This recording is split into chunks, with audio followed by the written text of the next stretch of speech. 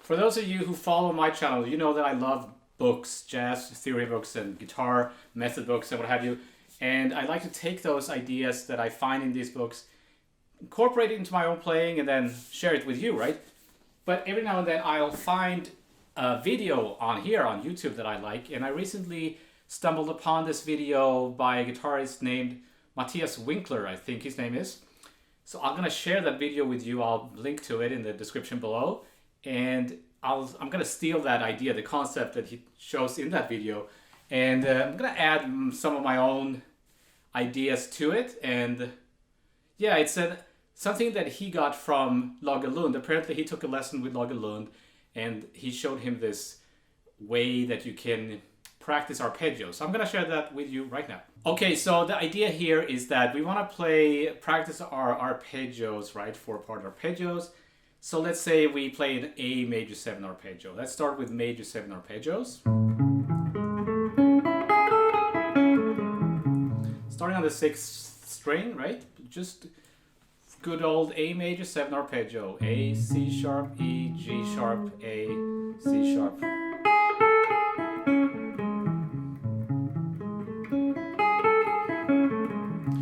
And some of you are thinking, come on, Miko, we know this stuff, we know our arpeggios. I'm sure you do. But here is the problem, right? That I think most of us have experienced at some point. When we practice this, let's say you want to transpose it a half step up to B flat. We're just moving a shape. That's the guitar problem. So we're learning a shape, but we don't know what notes we're actually playing. Especially, I find this with my students. If I ask them to play like a G sharp, they say, yeah, as long as they know that it's here, the G sharp, or the G flat, sorry,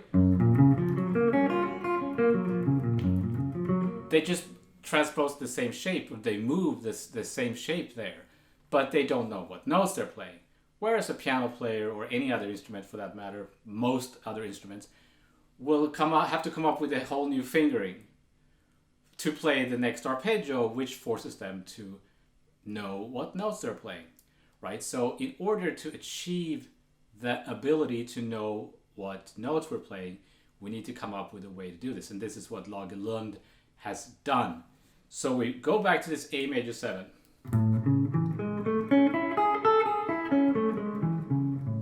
Now we want to move a half step, but we're not gonna go to the same arpeggio. This note, the B flat, is gonna be the 3rd of the next arpeggio, or the 2nd note of the next arpeggio.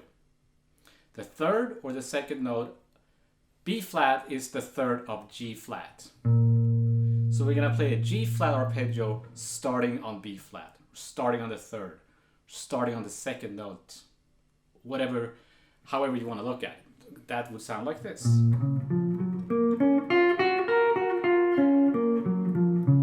So that's a G flat major 7 arpeggio starting on B flat. So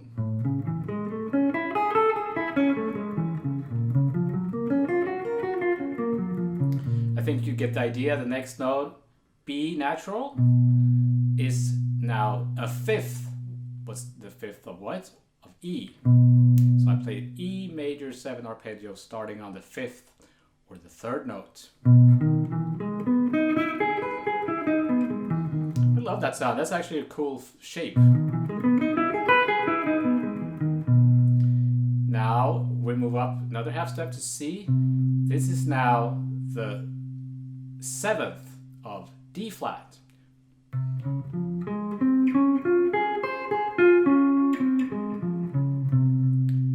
So you can even make a little backing track just for fun to practice this. So with the chords, A, G flat, and then E, right? D flat.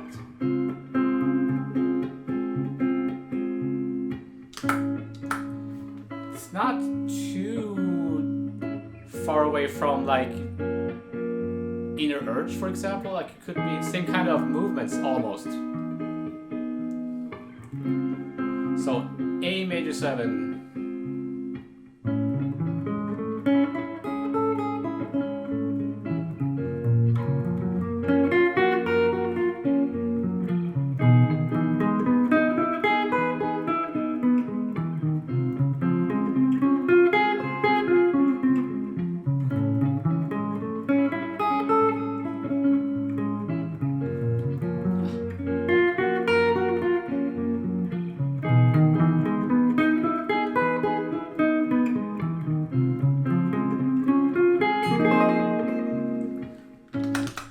Okay, I think it's really fun actually. For some reason, this B flat or the second one throws me.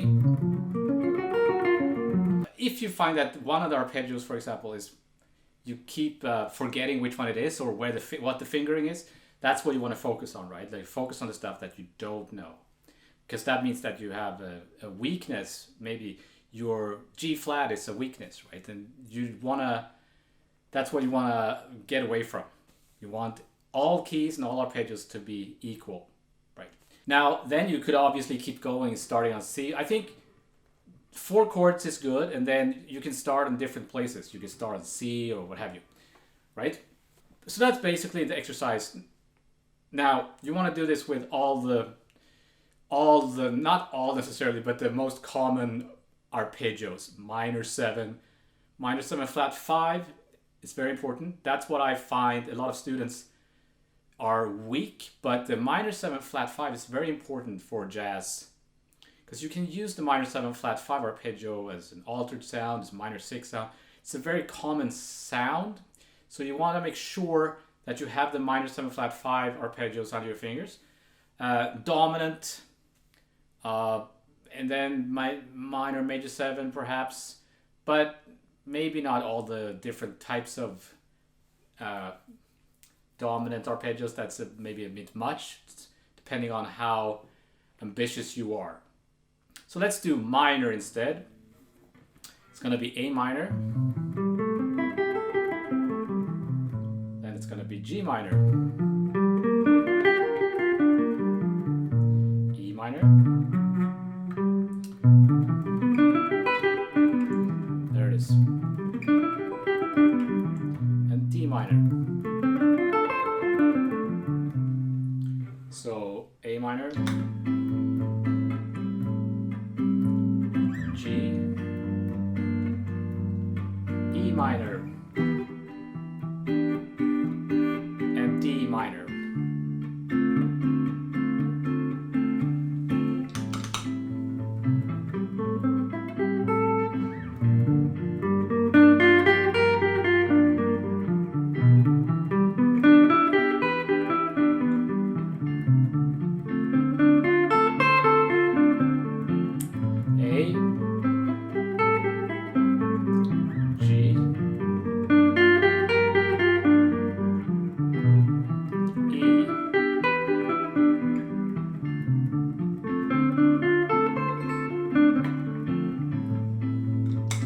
So the whole idea here is that you have to really think about what notes. You have to know what the notes are, right? You can't just use a shape. You have to really think. That's the whole point. Let's do the minor 7 flat 5 too, just for fun. So it's going to be A minor 7 flat 5, G minor 7 flat 5, and then it's going to be F minor 7 flat 5, and D minor 7 flat 5.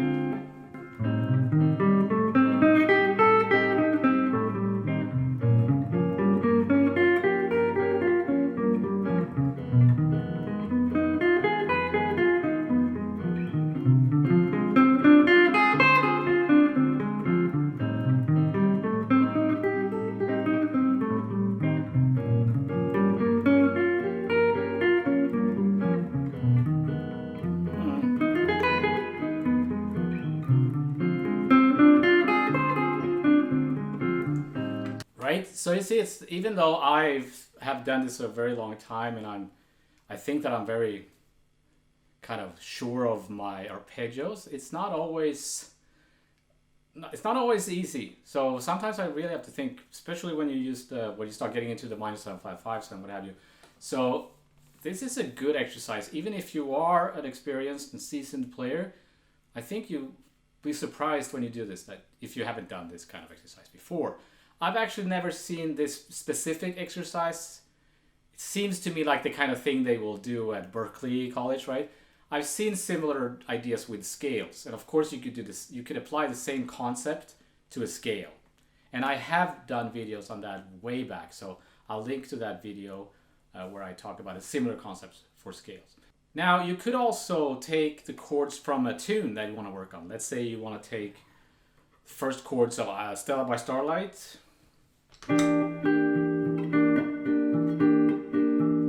Because they're kind of tricky, right? Or unusual.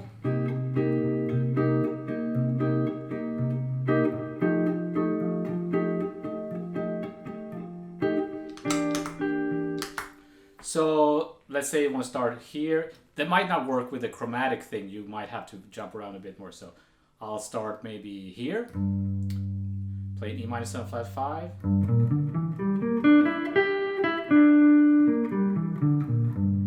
A7. C minor.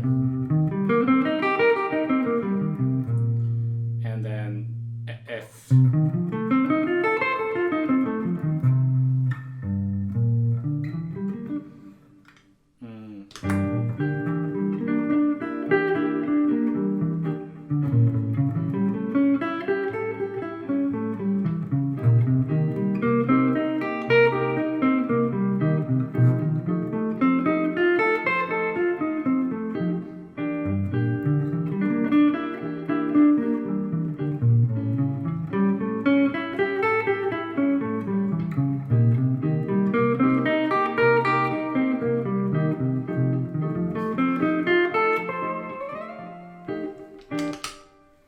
So it doesn't have to be just this parallel chords moving. It could be chords from a tune you want to work on. Maybe there's a tricky chord progression that you're working on, something. So that's basically the exercise. And now I think that there's still a little bit of a problem, that if you do this enough, it's going to get easier, and that's already great. That's helpful. But you're still kind of just learning shapes. You're just learning more shapes. But there's this risk that you're programming your hand to do certain patterns, shapes, right? The muscle memory is really strong, and the muscle memory is good to have when we're learning a difficult piece, for example, or a bebop head. It's necessary with muscle memory. But when you're improvising, you don't want the muscle memory to take over. You want the musical idea that you have to be in charge, not the chord progression, not the difficulty of the chord, not your muscle memory, but the direction of your idea that you're playing. So I want to add one more element of difficulty to this exercise to make it even more necessary to really know what notes you're playing. So that's the idea that I also talked about before, and that's the idea of a string is missing, like removing a string. You could actually do that, remove a string. That might seem like a really silly thing to do, but I don't see why not. Any way that you can break habits. My students often ask me, how do I get out of the box? I'm just playing the same box. Well, that would be a way to do that. Right? If you remove a string, you can't use the same box over and over, right? So it's not as strange of a concept as it might sound. So let's go back to the first thing we did. A major, G flat, E, D flat. Now we don't have an A string. So I'm going to play the same thing, but I'm going to skip the A string. So before I played... So if I play that but without the A string, I'm get this. And then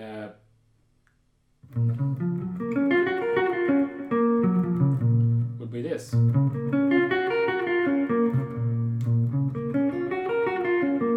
You might come up with shapes that you really like. And then I love that.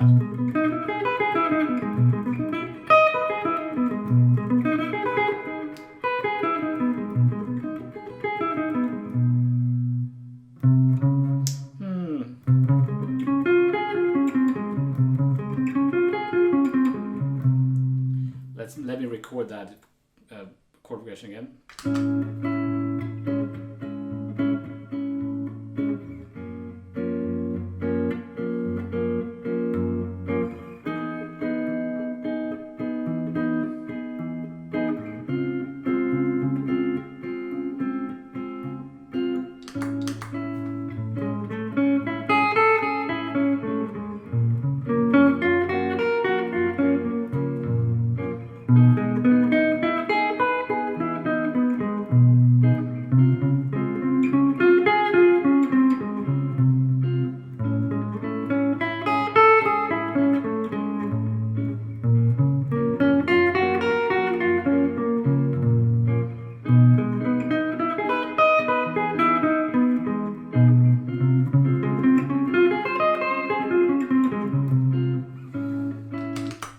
Okay, then you do that with the other strings. Obviously not the first or the sixth string, but you could take any other string, like the same idea, but you imagine that you have removed a string, or you actually remove a string, depending on how serious you want to take this exercise. One more thing I want to mention is that I'm not following any strict pattern when I'm coming up with these arpeggios. I'm being kind of random.